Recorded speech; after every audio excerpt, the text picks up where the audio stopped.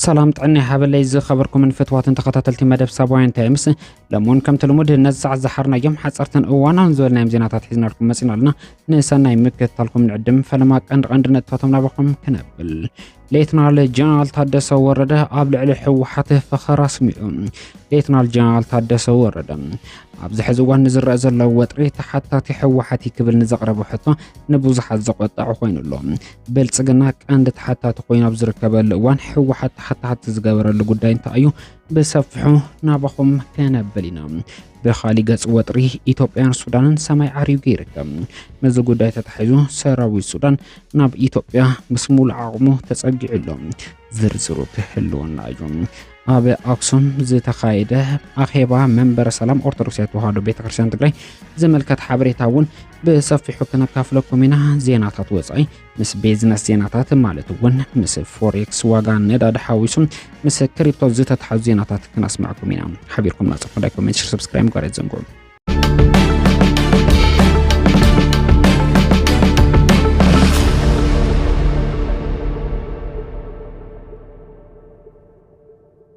كابي 28 نسكو 29 ميازيا 2018 عام تمرت بأقوزات راقز قدس سينودس أرثوذكسي توحدو بيتكريستيان تግራይ ኣብ ዘካይዶ ርክብ ምልዓተ ጉባኤ ካህናት ካብ መንጎ ዘሕለፎም ውሳነታት ቅድስት ከተማ ኣክሱም ጽዮን መሰረት እምነት ሕጊ ልቦናን ኦሪት ክርስትና ሰለዝ ዝኾነት ቅድስት ከተማ ኣክሱም ጽዮን ተባሂላ ክትጽዋዕ ወሲኑሎም ብኻሊ ገጽ ድማ ብሃገረ ስብከት ዞባ ምብራቕ ዓዲግራት ተተርጊሙ በሊቃውንት ጉባኤ መንበር ሰላም ተፈሪሙ ዝቀረበ ምትዕራብ ዝተገበረሉ ሓድሽ መጽሓፍ ተኣምረ ማርያም ተሓቲሙ ኣብ ኣገልግሎት ንኽውዕል ትእዛዝ ከም ዝሓበውን ክፍለጥ ተኻይሉሎም ሃፀይ ዮሐንስ ራብዓይ ኣብ ሃገርን ሃይማኖትን ብዝገበርዎ ኣበርክቶ ኣፍልጦ ክወሃቦምን ኣብ ጎኒ ሰማዕታት ስሞም ክጽሓፍውን ከም ዝተወሰነ ክፍለጥ ተኻይሉሎም ኬንያ ዝርከቦም ብርከት ዝበሉ ሃገራት ኣፍሪካ ኣብ ደቡብ ኣፍሪካ ዝርከቡ ዜጋታት ጥንቃቄ ክገብሩ ኣጠንቂቆም ኬንያ ማላዊ ሌሴቶ ዚምባብዌ ዝርከቦም ሃገራት ኣፍሪካ ኣብ ደቡብ ኣፍሪካ ዝርከቡ ስደተኛታት ዜጋታትን ጥንቃቄ ክገብሩን ኣብ ውሽጢ መንበር ኣባይቶም ክጸንሑም ኣጠንቂቆም ኣለዎም ኣብ ደቡብ ኣፍሪካ ንወጻእተኛታት ኢላማ ዝገበረ መጥቃዕቲ ኣብ ዝቕጽል ዘለሉ ዋን ሃገራት ኣፍሪካ ዘጥንቀቕ መልእኽቲ ይሕልፍ ኣለዋ መንግስቲ ደቡብ ኣፍሪካ ግን ኣብ ቀረባ ዋን ኣብ ደቡብ ኣፍሪካ ዘጋጠመ ፍጻመታት ብዘይፍትሓዊ መንገዲ ጸላኢ ወጻእተኛታት ተባሂሉ ይጽውዕ ከም ዘሎ ተገሊጹሎ ደቡብ ኣፍሪካ ኣንጻር ዘይሕጋዊ ስደት ብፍላይ ኣብ ልዕሊ ዜጋታት ካልኦት ሃገራት ትሕተ ሳሓራ ኣፍሪካ ማዕበላዊ ተቃውሞ ክረአ ካብ ዝጅምር ጸኒሑ እዩ ጋና ትማላብ ዝጉዳይ መልኪታ ኣብ ዘውጽቶ መግለጺ ኣብ ሓደ ፉሊ ቫይራል ዝወጸ ዝኾነ ቪድዮ ኢላማ ኮይኑ ዝተረኣየ ዜጋ ብውሕስ መንገዲ ንኽትመልሶ ትጽዕር ከም ዘላ ክትገልጽ ከላ ናይጀርያ ድማ ሞት ክልተ ናይጀርያውያን ብውሕዱ 130 ዜጋታት ናብ ሃገራቶም ክምለሱ ከም ዝሰርሐተ ተገሊጹሎም ፕሬዝደንት ደቡብ ኣፍሪካ ሬሲል ራማፎዛ ብ5 ጉንበት ህድኣት ክገብር ክጽውዕ እንከሎ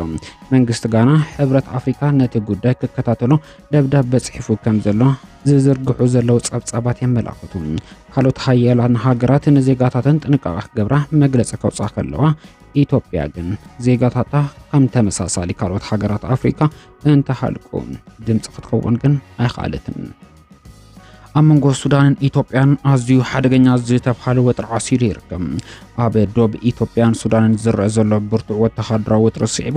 ሰራዊት ሱዳን ኣብ ክልል ቡሉናይን ኣካታዕብ ዝተባሃለ ዞባ ኣልፋሽጋ ዝያዳ ሰራዊትን ዘመናዊ ስርዓት ምክልኻል ኣየር ይዋፍሩ ከም ዘሎ ክፍለጥ ተኻይሉሎም እዚ ወተሃደራዊ ምትእኽኻብ ሱዳን ኣብ ዝቐረበ እዋን ኣብ ልዕሊ ካርቱም ዝተፈጸመ መጥቃዕቲ ሰበልቦ ነፈርቲ መበገሲኡ ካብ ዞባ ክልል ኣምሓራ ኢትዮጵያ ብምባል ድሕሪ ምውቃስ ወተሃደራዊ መራሒ ሱዳን ድማ ናብቲ ከባቢ ብምብጻሕ ጸጥታ ዶባት ዝያዳ ክጠናኸሩ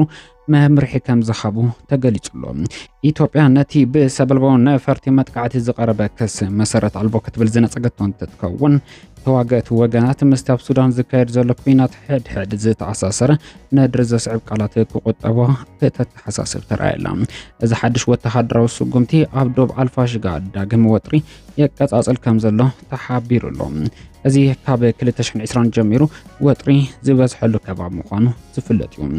السودان نحيلتات قلطف دقف ويخع RSF إثيوبيا أن دقفت تركب كتبل بترقاقامي تتكسس ترأيام إثيوبيا بقريها أب سميناو كفال إثيوبيا مالتون أنصار تقرأ أبز تخايد كبير كوينات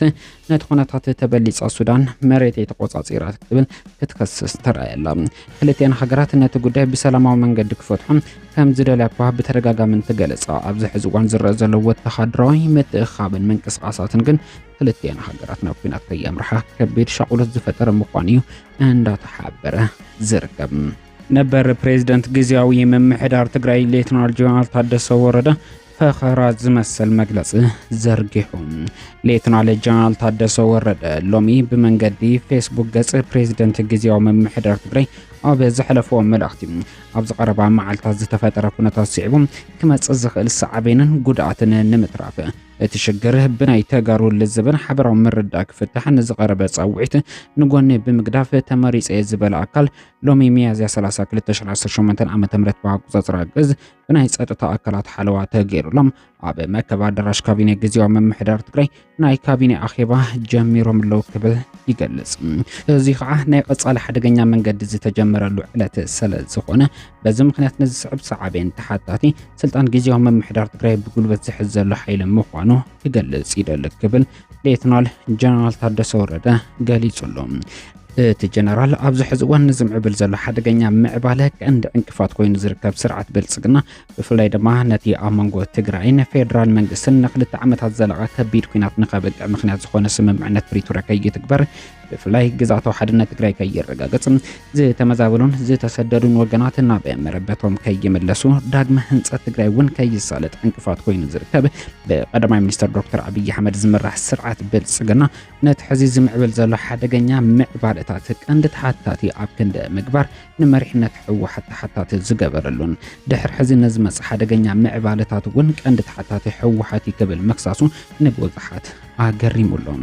መሪሕ ውድብ ህዝባዊ ወያነ ሓርነት ትግራይ ዝሓለፉ 3 ዓመታት ተጣይሹ ዝጸንሐ ጊዜያዊ መምሕዳር ንህዝቢ እዚ ዝበሃል ፋይዳ የምጽን ብተቃራኒው ስርዓት ብልጽግና ንዝኽተሎ ዘሎ ህዝቢ ትግራይ ብሰላሕታ ናይ መጽናዕቲ ሓደገኛ ሽርሒ መጋበርያ ዝኾነ ምሕደራ ኮይኑ ይርከብ ብምባል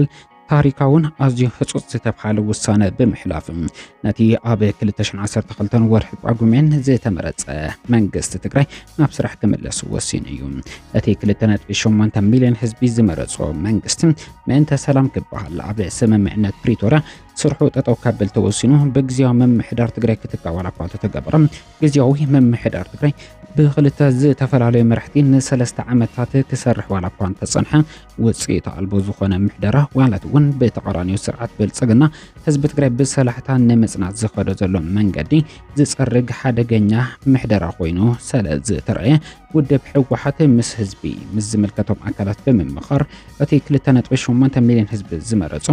ተወንዚፉ ጸንሐ ቤት ምኽሪ ናብ ስራሕ ክምለስ ብምግባር ኣብ ወንበር ውድብ ህዝባዊ ወያነ ሓርነት ትግራይ ዶክተር ደብረጽዮን ገብረ ሚካኤል እውን ኣብ ዝሓለፈ 27 ሚያዝያ 2018 ዓ.ም ብኣቆጻጽራ ግዝ እቲ ተወንዚፉ ጸንሐ ቤት ምኽሪ ናብ ስራሕ ተመሊሱ ፕሬዝዳንት ገይሩ ዝሾሙ እንትኸውን ዶክተር ደብረጽዮን ገብረ ሚካኤል ሎማዓንቲ ብዕሊ ካቢኔው ጸውዑ ኣኼባ ዘካየደ እንትኸውን ድሕሪ እዚ ኣኼባ ቀጻሊ ኣንፈታታ ነጺሩ ናብ ስራሕ ንምእታው ዝግበር ምንቅስቓስ ግን ሌተናል ጀነራል ታደሰ ወረደ ኣብ ምጽናት ህዝቢ ትግራይ ዝለዓለ ተራን ዘለዎ ስርዓት ብልጽግና ወቂሱ ብዘይፈልጦ ደረጃ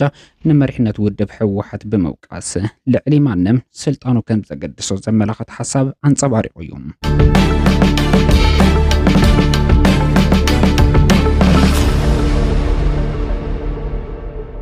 ኣብ መንጎ ኢራንን ኣሜሪካን ዘሎ ወጥሪ መሊኡ ዘይምሕድኡ ዋጋ ነዳዲ ሕዚ እውን ኣብ ልዑል ደረጃ ይርከብ። ዋጋ ነዳዲ ሎማዓንቲ ብዘሎ ዕዳጋ መሰረት $100.66 ንሓደ ድፍድፍ በርሚል ነዳዲ ዋጋ ኮይኑ ቀፂሉ ይርከብ። ወርቂ እውን ኣብ ወሰኽ ዝርከብ እንትኸውን ብ0.52 ሚታዊ ወሰኽ ብምርኣይ ብ$4711.43 ይሽየጥ ከም ዘሎ